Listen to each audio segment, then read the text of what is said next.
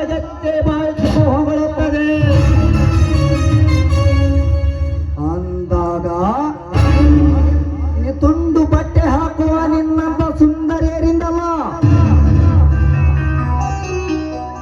ಮೈ ತುಂಬ ಸೀರೆ ಉಂಟು, ಹಣೆಯಲ್ಲಿ ಕುಂಕುಮವನ್ನು ಇಟ್ಟುಕೊಂಡು ಬರುವುದನ್ನು ನೋಡಿದರೆ ಕಾಮ ಎಂಬ ಗಂಡಸಿನ ಸೊಕ್ಕಡೆಗೆ ಅಮ್ಮ ಎಂಬ ಅಭಿಮಾನ ಹುಕ್ಕಿ ಹರಿಯಬೇಕು. ಇದೇ ನಮ್ಮ ಭಾರತೀಯ ಸೌಂದರ್ಯದ ಸಂಸ್ಕೃತಿ. ಅದಕ್ಕೆ ಬಲ್ಲವರು ಹೇಳ್ತಾರೆ, ಭಾರತೀಯ ಸೌಂದರ್ಯದ ಸಂಸ್ಕೃತಿಯೇ ಈ ಜಗತ್ತೇ ತಲೆಬಾಗಿ ನಡೆಯುತ್ತದೆ ಅಂತ.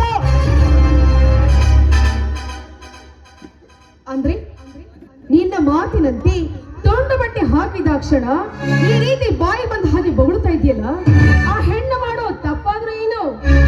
ತಪ್ಪ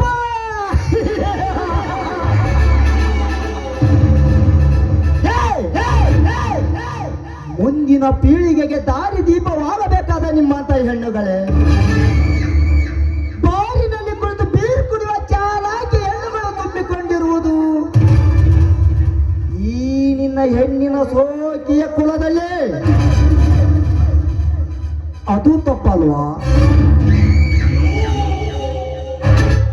ಶಾಲೆ ಕಲಿತೇನೆಂದು ತಂದೆ ತಾಯಿಗಳಿಗೆ ನೆಪ ಹೇಳಿ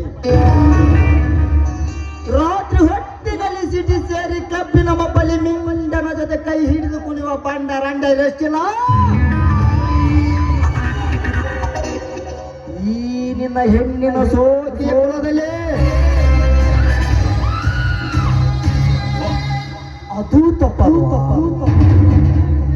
ಅಷ್ಟೇ ಯಾಕಲೇ 9 ತಿಂಗಳು ಹೆತ್ತು ಹೊತ್ತು ಸಾಕಬೇಕಾದ ನಿನ್ನಂತ ಹೆಣ್ಣುಗಳೇ, ಹೆಣ್ಣಿನ ಭ್ರೂಣ ಹತ್ಯೆ ಮಾಡುವ ಬದ್ಮಾಶ್ ಹೆಣ್ಣುಗಳು ತುಂಬಿಕೊಂಡಿರುವುದು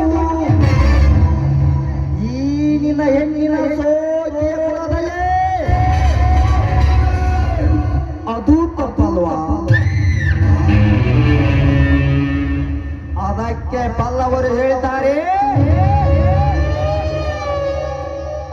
ಭಾರತೀಯ ಸೌಂದರ್ಯದ ಸಂಸ್ಕೃತಿಗೆ ಈ ಜಗತ್ತೇ ತಲೆಬಾಗಿ ನಡೆಯುತ್ತದೆ ಅಂತ.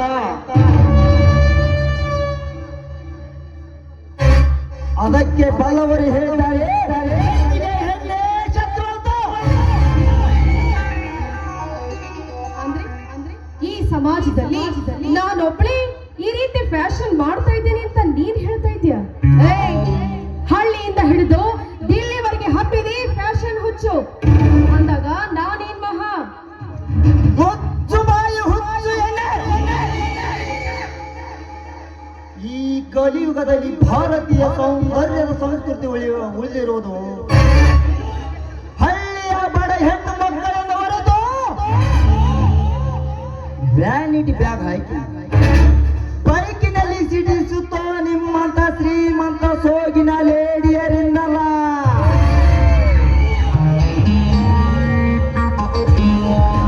ನೋಡು, ನಿಮ್ಮಂತವರಿಂದ ಭಾರತೀಯ ಸೌಂದರ್ಯದ ಸಂಸ್ಕೃತಿಯನ್ನು ಕಾಪಾಡಿಕೊಳ್ಳಬೇಕಾದರೆ ನಿನ್ನಂತವರಿಗೆ ನಮ್ಮಂತವರು ಬುದ್ಧಿ ಕಲಿಸಲೇಬೇಕು. ನನ್ನ ಮಾತು ಕೇಳು, ನನ್ನೇನು ಮಾಡ್ಬೇಡ, ನನ್ನ ಬಿಟ್ಬಿಡ, ನಿನ್ನ ಕೈ ಮುಗಿದು ಕೇಳ್ಕೊಳ್ತೀನಿ. ನಿನ್ನ ಶೀಲದ ಜೊತೆ ಸಲಿಗೆ ಬೆಳೆಸುವ ಚಂಡ ಒಬ್ಬಳೇ ಇರುವೆಯೋ ಒಪ್ಪಿಕೊಳ್ಳುವ ಬಂಡನು ನಾನಲ್ಲ. ಆದರೆ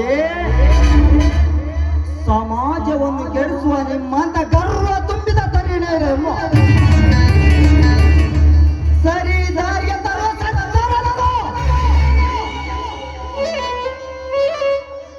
ಇಷ್ಟೆಲ್ಲ ನನ್ನ ಸಮಯವನ್ನು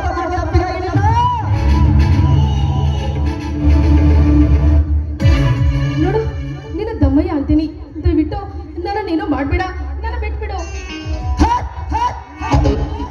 ನಿನ್ನಂತವಳನ್ನು ಹಿಡಿದುಕೊಳ್ಳುವ ಮತಿಹೀನ ಗಂಡಸು ನಾನಲ್ಲ. ಈ ಕಾರಣನ ಕೈಯಲ್ಲಿರುವ ಗುಂಡು ನಿನ್ನ ತಲೆ ಸೀಳುವುದಕ್ಕೆ ಮುಂಚೆ ಸಾರಿದುವುದಿಲ್ಲ. ಹೇ